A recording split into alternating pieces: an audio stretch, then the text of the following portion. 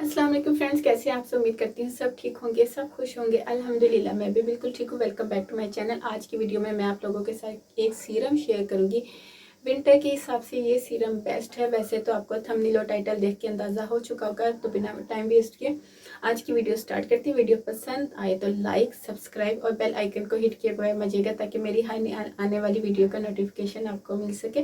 तो आज की वीडियो अभी जो सीरम मैं आप लोगों के साथ शेयर करने लगी वो स्पेशली डार्क स्पॉट्स के लिए, पिगमेंटेशन के लिए, अनइवन स्किन को इवन करने के लिए। इवन कि आपकी स्किन पे पिगमेंटेशन, हाइपर पिगमेंटेशन और मुलाजमा जैसे इश्यूज भी हैं तो वो उसको भी टारगेट करता है। लेकिन कोई भी प्रोडक्ट यूज़ करने के लिए आपको उसको कंटिन्यूसली यूज़ करना चाहिए। अगर आप specially just whitening, lightning, brightening के लिए यूज़ कर रहे हो फिर आप गैप दे के यूज़ कर सकते हो। लेकिन अगर आप कोई प्रोडक्ट अपने किसी स्किन के मेन इश्यू को टारगेट करने के लिए यूज़ कर रहे हो ना, तो उसको मुसलसल और प्रॉपर यूज़ करना चाहिए।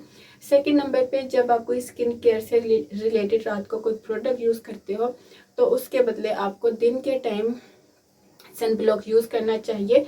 क्योंकि अगर आप एक प्रॉपर स्किन कर रहे हो, प्रॉपर स्किन केयर कर रहे हो और स्किन केयर आप एक अच्छे ब्रांड की कर रही हो, काफ़ी एक्सपेंसिव कर रही हो, लेकिन आपको उसके रिजल्ट नहीं मिल रहे, तो आपको ये चीज़ देखनी चाहिए कि दिन के टाइम आप क्या चीज़ इग्नोर कर रहे हो जिसकी वजह से आपको आपकी स्किन केयर के प्रॉपर रिजल्ट नहीं मिले। तो इसलिए सन ब्लॉक ज़रूर यूज़ किया करें जब तक आप दिन को सन ब्लॉक यूज़ नहीं करेंगे। क्योंकि सन ब्लॉक ये होता है कि जो सन रेज होती है ना, वो आपकी स्किन, उससे आपकी स्किन को प्रोटेक्ट करता है। चाहे आप घर में हो, चाहे आप घर से बाहर हो, सन ब्लॉक मस्ट यूज़ किया करें।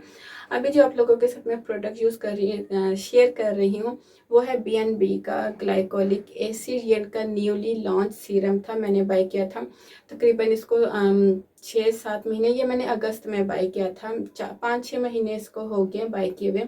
और इसके साथ मैंने इनका अल्फा अर्बुटन भी बाय किया था, जो कि बहुत बहुत अच्छा, उसके मुझे बहुत अच्छे रिजल्ट मिले थे। अभी इसकी पैकिंग की बात करती हूँ तो ये मुझे इसी तरह की पैकिंग में रिसीव हुआ था। ml की बात करूँ तो ये आपको 30 ml मिलेगा।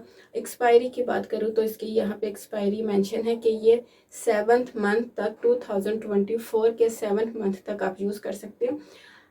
कलर आपको नज़र आ रहा है। अगर मैं इसके टेक्सचर की बात करूँ तो इसका टेक्सचर टोटली वाटर बेस पे। फ्रेग्रेंस की बात करूँ, नॉन फ्रेग्रेंस है, इसमें किसी किस्म का अल्कोहल, किसी किस्म की फ्रेग्रेंस सेंट नहीं यूज़ किया गया। पैराबिन फ्री है, सिलिकॉन फ्री है और मुझे इस तरह की प्रोडक्ट बहुत अच्छी लगती है। ये स्किन के लिए बिल्कुल सेफ होती है। अब थोड़ी सी बात कर लेते हैं glycolic acid. Glycolic acid specially काम क्या करता है, हमारी जो स्किन की टॉप लेयर होती है ना, उस पर से डेड सेल्स को रिमूव करता है। अगर आप ग्लाइकोलिक एसिड से रिलेटेड कोई क्रीम यूज़ करते हो, कोई सीरम यूज़ करते हो, टोनर यूज़ करते हो, कोई फेस वॉश यूज़ करते हो, तो उसका जो मेन काम होता है ना, वो हमारी स्किन की जो टॉप लेयर होती है उस पर से डेड सेल्स को बिल्कुल रिमूव कर देता है, डेड स्किन को रिमूव कर देता है। फिर इसके बाद नई जो स्किन है वो प्रोड्यूस होती है। दूसरे नंबर पे ये आपके डार्क स्पॉट्स को रिमूव करता है। डेफिनेटली जब आपकी डेड स्किन रिमूव होती है ना, तो dark spot, pigmentation, hyper pigmentation, इस तरह के जो इश्यूज है ना, वो आहिस्ता आहिस्ता रिड्यूस होना शुरू हो जाते हैं। अच्छा, ये स्पेशली बात कर लेती हूँ कि कौन सी लड़कियाँ इसको यूज़ कर सकती हैं। क्योंकि ये एक तो वाटर बेस पे है, तो अभी मैंने फेस पे कुछ नहीं अप्लाई किया हुआ, इसीलिए आपको दिखा देती हूँ। ये है मेरी स्किन, मैंने कुछ नहीं, ताकि इसके इंग्रेडिएंट अच्छे से मिक्स हो जाए। अच्छा, अब बात कर लेते हैं साथ साथ कि इसको कौन कौन सी स्किन वाले यूज़ कर सकते हैं।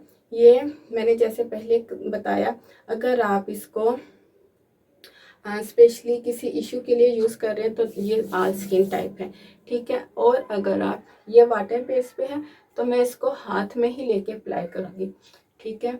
मेरी स्किन ऑयली है तो ऑयली स्किन के लिए ये बेस्ट एक होली ग्रेल का काम करेगा, क्योंकि ऑयली स्किन को इस तरह की प्रोडक्ट बहुत सूट करती हैं जो वाटर बेस पे हो। अच्छा, दूसरे नंबर पे अब बात कर लेते हैं कि क्या हम इसको हाइलुरोनिक एसिड के साथ यूज़ कर सकते हैं। जी, आप इसको हाइलुरोनिक एसिड के साथ यूज़ कर सकते हो अगर आपकी स्किन ड्राई है, क्योंकि ड्राई स्किन पर जो वाटर बेस्ड प्रोडक्ट होती है ना, वो थोड़ी स्किन को मज़ीद ड्राई आउट कर देती हैं। तो ड्राई स्किन वाले इसको हाइलोरोनिक एसिड के साथ यूज़ कर सकते हैं। सेकंड नंबर पे बात कर लेते हैं कि क्या इसको हम नियासिनामाइड के साथ यूज़ कर सकते हैं, रेटिनॉल के साथ यूज़ कर सकते हैं, विटामिन सी के साथ यूज़ कर सकते हैं। देखिए, हर एक की स्किन टाइप जो होती है ना अलग होती है। किसी को ये प्रोडक्ट्स इकट्ठी सूट कर जाती हैं, किसी को नहीं सूट करती। मुझे बहुत से मैसेज आते हैं कि फ़लाँ प्रोडक्ट के साथ हम विटामिन सी यूज़ कर लें, रेटिनॉल यूज़ कर लें, नियासिनामाइड यूज़ कर लें। हालांकि नियासिनामाइड काफ़ी जेंटली स्मूथली एक फ्रेंडली इंग्रेडिएंट है, स्किन फ्रेंडली इंग्रेडिएंट है, जो कि स्किन पे काफ़ी स्मूथली और काफ़ी अच्छे से वर्क करता है। स्किन के लिए बिल्कुल हार्श नहीं है। लेकिन इसके ऑपोजिट डिपेंड करता है कि जो आप नियासिनामाइड यूज़ कर रहे हो उसका पीएच लेवल क्या है, आपकी स्किन का पीएच लेवल क्या है, और जो आप ग्लाइकोलिक एसिड यूज़ कर रहे हो उसका पीएच लेवल क्या है। ठीक है, तो मैं कभी भी इन चीज़ों को रेकमेंड नहीं करती कि हाँ आप नियासिनामाइड के साथ यूज़ कर लो, आप विटामिन सी के साथ यूज़ कर लो। फिर भी अगर आप ट्राई आउट करना चाहते हैं तो सबसे पहले कोई भी प्रोडक्ट, जब आप 2 प्रोडक्ट यूज़ करते हैं ना, तो मैं हमेशा ये कहती हूँ कि पहले एक पैच टेस्ट किया करें, फिर उसको रेगुलर यूज़ किया। इसको यूज़ करने के बाद हल्का सा अगर आपको यानी कि चुभन सी हो, सुइयाँ सी चुभे, तो उस चीज़ को लेके आपने परेशान नहीं होना। ठीक है, और आपने इसको रब नहीं करना। और दूसरे नंबर पे बेस्ट सीरम है। और लाइयों की पसंद आई तो लाइक ज़रूर कीजिएगा, और इसके अलावा मुझे कमेंट सेक्शन में ज़रूर बताइएगा मेरी आज की वीडियो आपको कैसी लगी। फिर मिलती हूँ नई वीडियो के साथ, तब तक के लिए इजाज़त दीजिए। दुआ में याद रखिएगा, अपना ढेर सारा ख्याल रखिएगा। अल्लाह हाफिज़।